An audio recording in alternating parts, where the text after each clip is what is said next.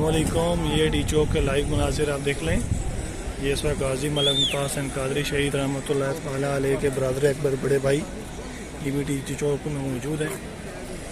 ये आप देख रहे हैं लाइव मुनासिर डी चौक के। पुलिस के एहलकार ये पहले यहाँ पे मौजूद थे, तो इनको कारकुनान ने नारेबाजी लब्बैक या रसूलुल्लाह और हैदर के फ़र्क शगाफ नारे लगाए, जिसकी वजह से वो अभी वो जाके कबंदों में बैठ गए। लगा दिए इन्हें।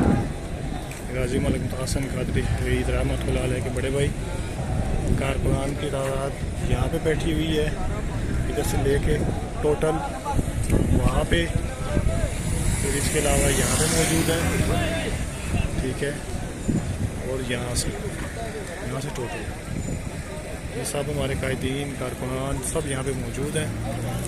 फिर सैयदना अतलक शाह साहब भी मौजूद हैं यहाँ पे, दीगर कायदीन भी मौजूद हैं।